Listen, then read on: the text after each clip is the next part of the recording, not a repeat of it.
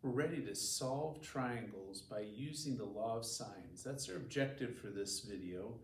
To solve a triangle means to find the missing angles and sides.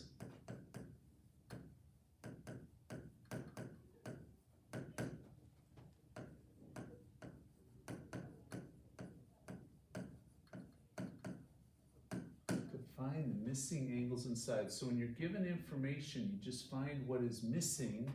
You should have 3 angles and 3 sides. So you're usually given 2 pieces or 3 pieces of information, usually a couple angles and a side, or all 3 sides, or 2 sides and an angle. So when we use the law of sines is when you have angle, side, angle, or angle, angle, side. So that's 2 angles and a side. Remember that this means that the side's between the 2 angles. This one means that the side is not between the 2 angles, non-included. Both of those work with the law of sines.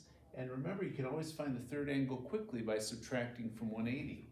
The last case that you can use it is side-side angle, which if you recall, that side-side angle is when the angle is not between the 2 sides, does not give us a definite triangle. We couldn't use it in proving triangles congruent in geometry. And so this is what's called the ambiguous case.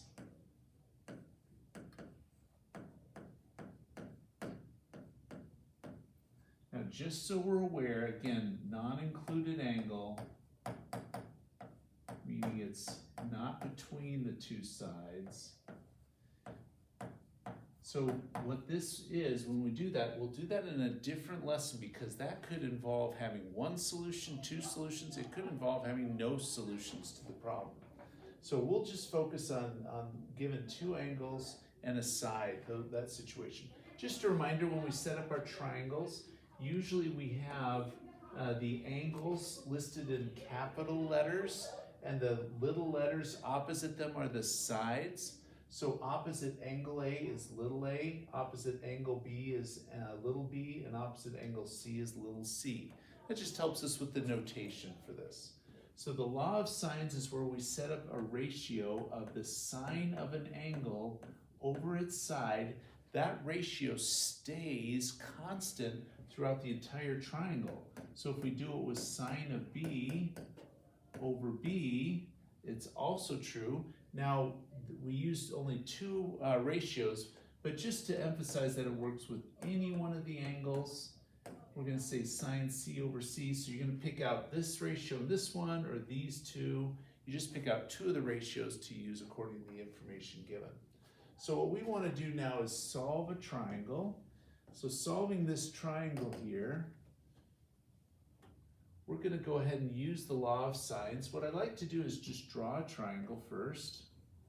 So F, G, and H, and then insert the information given. So angle H is 32 degrees. Angle F is 32 degrees. Now that should immediately make you think of your geometry work. That's going to be an isosceles triangle. So because the base angles congruent give you the 2 sides, the 2 legs of the triangle congruent as well. And then also it gives me that opposite f, little f, is equal to 40. All right, so now we've got this information. What we're going to do is we're going to state what we don't know. We don't know little h, we don't know little g, and we don't know angle g. So we don't know the measure of angle g. So I like to state that over here just so I know what I'm looking for. I don't know little g, and I don't know little h. Now, one of these we can get immediately. So once we have this information, we immediately can get h because this is an isosceles triangle. That saves us from having to use the law of sines again. Just use the fact that it's isosceles. Now we're going to go ahead and find the angle. So the measure of angle G, we know the fact that all the angles of a triangle add up to 180. So we're going to subtract from from 180 the 32 degrees, the other 2 angles that are given, and then 32 degrees. So subtract both of these base angles. And when you subtract that, you get 116 degrees. So we still have not used any trig. we use the information we know in order to get that. Now let's find side G.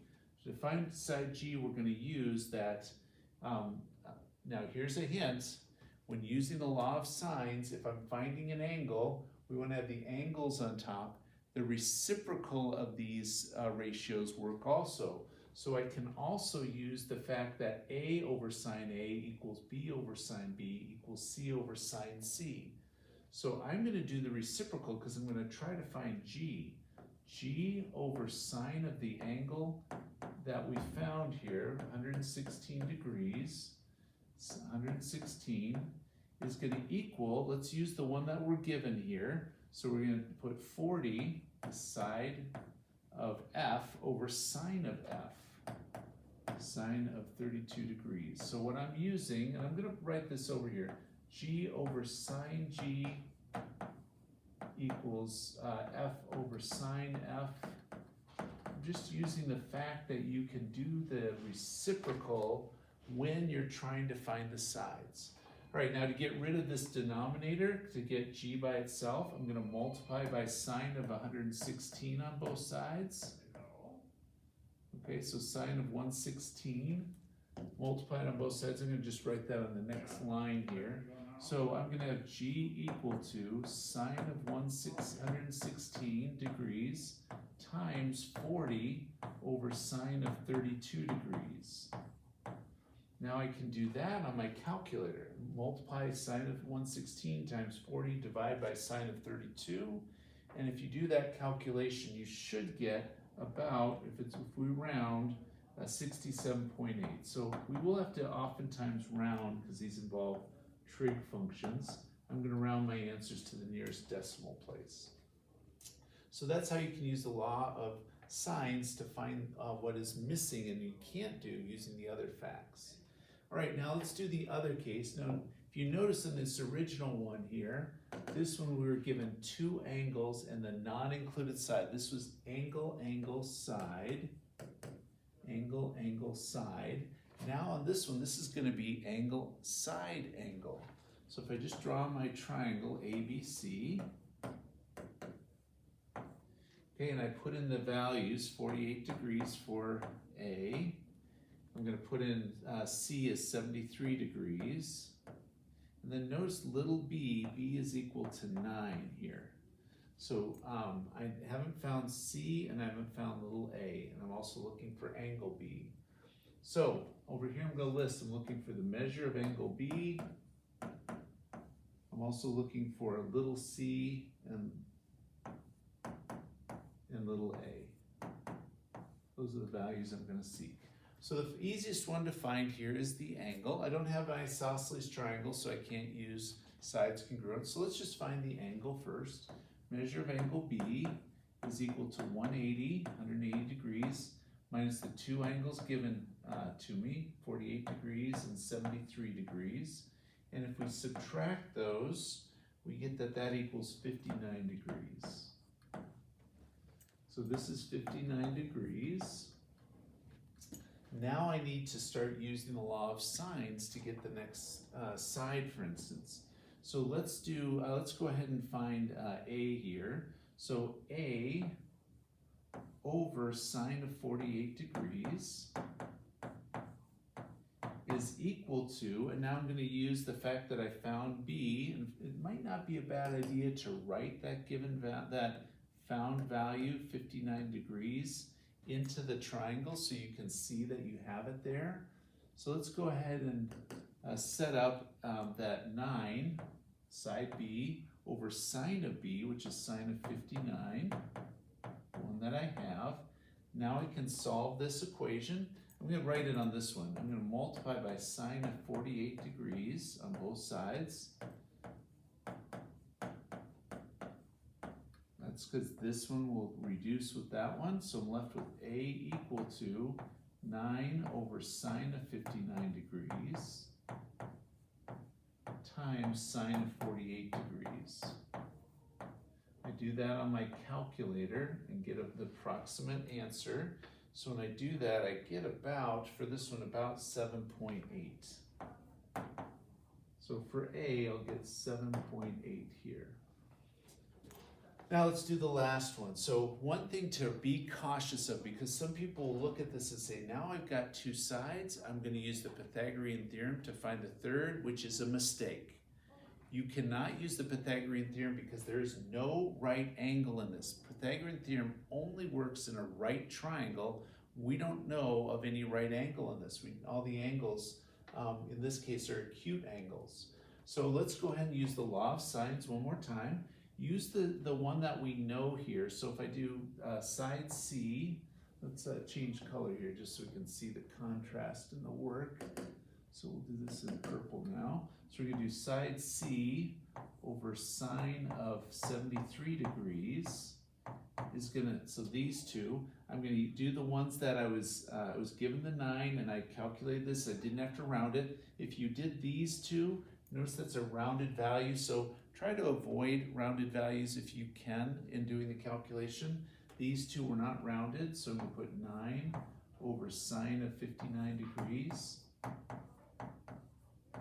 Now I'm going to go ahead and multiply both sides by sine of 73 degrees to get rid of it in the denominator over here. And so in these, get rid of those, I get C equal to 9 over sine of 59 degrees times sine of 73 degrees, which I can do on my calculator. Make sure you're in degrees at this point. So if you switch between radians and degrees, you got to make sure you double check that. Now when I do that and I do my calculation, I get rounded to the nearest single decimal place 10.0 for that answer. So the law of sines allows us, when we have two angles and a side given to us in a triangle, to help find the other side and the other sides and angles that are missing. That's solving the triangle. We can use it also when we have two sides in a non-included angle, but that will be a different lesson when we talk about the ambiguous case of the law of sines.